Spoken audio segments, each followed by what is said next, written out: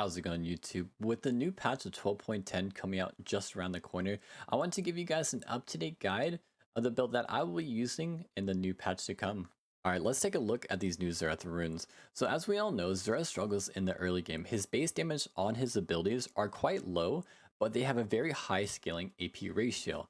This means that he scales really well with his items.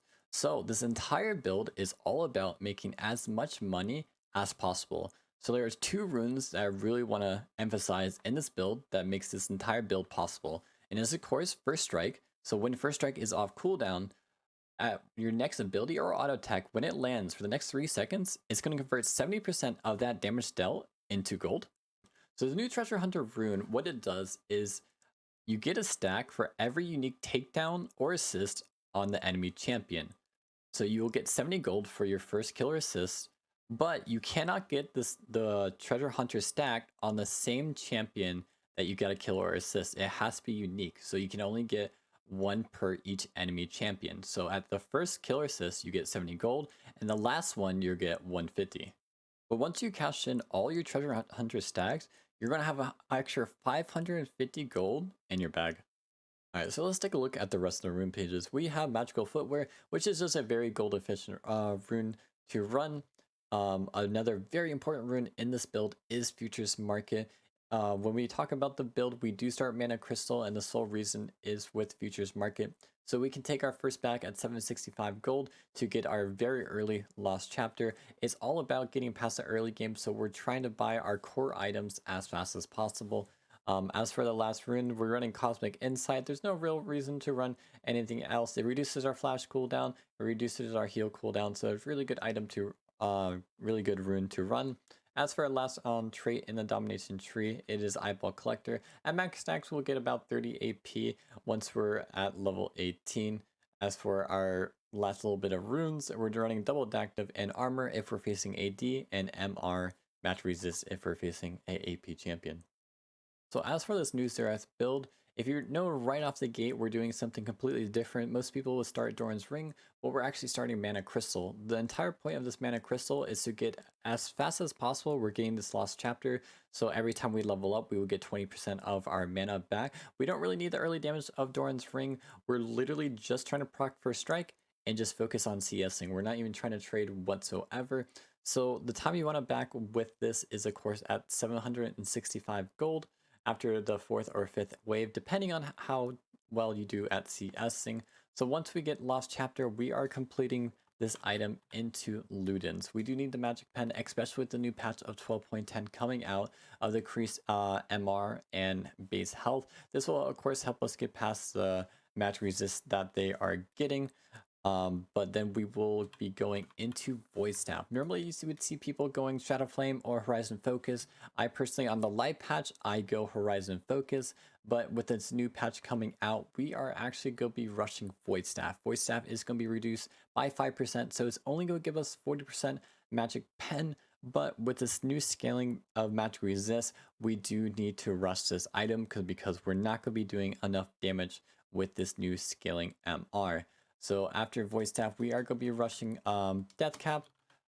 Is one of our strongest items. You could go Mage Eyes as your third item if you're doing really well, but if not, honestly, the safe route would just go going Death Cap.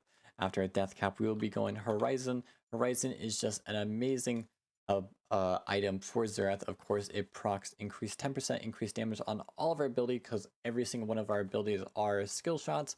So it's all around a great item to have. After this, I would normally go probably Crystal Scepter. It all up to you after this point, but Crystal Scepter is definitely one of my favorite last items to get. So your final build is going to look something like this. You're going to have Ludens, your Magic Pen Boots, Void Staff, Death Cap, Horizon Focus, and Rylai's. You can swap out Rylai's for maybe a Zonia's if you really need it, but personally I really like the utility with Crystal Scepter as my last item. So let's get into how to play laning phase. If you notice, when I first walk into this lane, my very first thing I'm going to do is start attacking one of the melee creeps. This is just so allows me to get the first 3, because if you don't auto attack, they all die around the same time. But of course, our primary goal in this lane is to literally farm. That's all I care about is just farming and to proc first strike. I don't want to do anything else. I'm not going to waste needless mana on harassing him when my W is off cooldown. If you notice, my W off cooldown right now, but since first strike isn't up, I'm not going to cast an ability. It would just be a waste of mana. You would be able to heal it all back. So the big thing that we want to make sure to do in this laning phase is making sure we're not hard pushing the wave.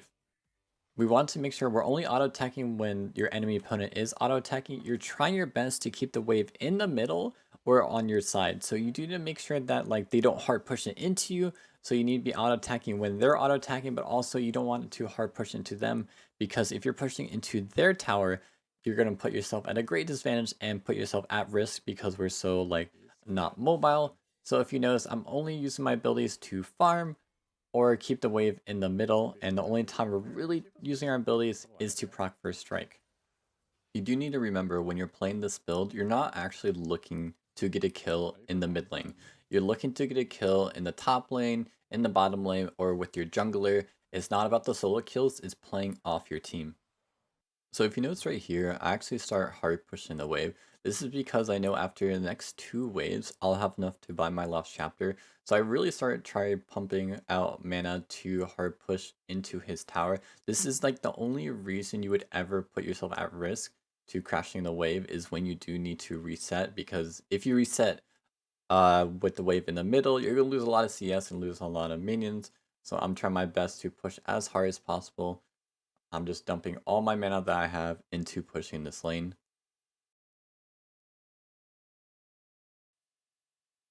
So right here, we crushed in the last little bit of wave, we hard pushed it in, and at 4 minutes, we're able to buy our lost chapter. We take the free back as Vladimir can't push it out fast enough. This will allow us to stay in lane and to not spam abilities, but pretty much have a limited mana as long as we're not overusing our abilities. So as you can tell, Vlad is just now crashing in the wave. This means we got our free reset off. We were only probably lost about 1 to 2 minions, so we are entire component up and full mana over this Vladimir. So I know for a fact that Vlad hasn't reset at all, so he's probably taking his back right now. So this is one of the only times I'm going to also hard push in the wave, and this is for the main reason that we want him to lose the XP and minions, so we're going to push as hard as possible into his tower. So if you take a look right now, I'm actually not staying in the mid lane as it crashes into the tower. I'm taking my time to pop the blue plant, look to probably put down a ward, put a defensive ward. I don't normally put in Pixel because it normally always gets cleared, so I just put it to the entrances of my jungle so I don't get ganked from behind. As we get back into laning against Vlad, we're just going to go back to the exact same way we were before. We're going to let him push into us. We're not going to spam abilities on the waves. The only time we're going to be using our abilities is, of course, when first strike is up, but we're not going to use that poke if Vlad is in the wave because we don't want to put the wave in a bad spot. Alright, the second hit we hit 6, you'll notice that I look top and then I look bottom. The fact that we're doing this is we want to see how healthy an enemy opponent is because, like I said, we're not looking to get kills in the mid lane. We're looking to get the kills in the top or bottom. But if we know since they're both full health, I'm just going to focus on clearing the minions.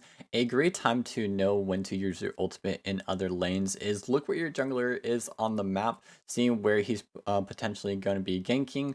So I go look in the bottom lane again to potentially like put some wards, see if we can maybe fortify it with my jungler. You can see Kozlik in the corner of the screen right there. But I'm not going to overforce it. I'm literally just going to keep coming back to my lane, full clearing, clearing these minions, and then going back to either hovering top or bot. And it's just a game. Eventually, like you can tell your team to either fortify it with the on away ping or see what's going on. If you notice, I keep looking on what's going on in these fights, potentially looking for ulti, but also not putting myself out of position. So I see my Vlad start walking down to a skirmish, so I'm not going to instantly pop ulti. I'm just going to watch how this fight unfolds. I am move my character down to potentially use my abilities, but once I see them clump up, I do use all my abilities. If you notice, I get 48 gold plus 70 gold. The 48 gold is from the first strike, and the 70 gold is from the treasure hunter. We're getting so much gold. We get plus 300 and plus another about 110 gold from our runes. That's just a 410 gold off that one kill. You scale really fast with this build. So we're going hard pushing this wave. So Vlad loses more XP and more minions.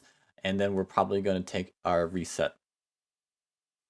Jacob does try to gank us here, which is unfortunate because he does pull the wave a little bit. There's not much he can do. I don't know why he popped ulti. The wave did get to crash, so we get our reset without burning any summoner, which is absolutely perfect. So as we're getting back to the lane, we notice Vlad is over pushing, staying for plates, and our Kozlik does want us to gank, so this is absolutely perfect. So we get him to force his pull. And then this is after this was just a free kill. This is why you never want to overstay for plates. And so we're going to do the exact same thing as before. We're going to hard push it in because he did die. And then we're going to look to ward. So you see, we're not going to do what Vlad does. We're not going to stay for the turret plate because it's too risky. We're just going to put down Vision with the free time we have because Vision does save us from dying from ganks. All we're doing is looking at our Kozlik. You see him on the mini map. We're just kind of hovering. We're not really pushing out. The only time like I'm actually pushing out this far is because I have Kozliks literally below me. So we're pushing it in one more time to hopefully have Vlad lose a little bit more XP. I wouldn't push this hard. I would let this normally slow push back out to me if my jungler wasn't hovering me. So I moved down to the river because Vlad thinks I'm just being greedy, being dumb, but I'm actually just hovering with my jungler. We now walk to this bush together, waiting for Vlad to be greedy with his warding as Kozik's coming over. If you notice, I'm hugging the wall where my jungler is into another free kill.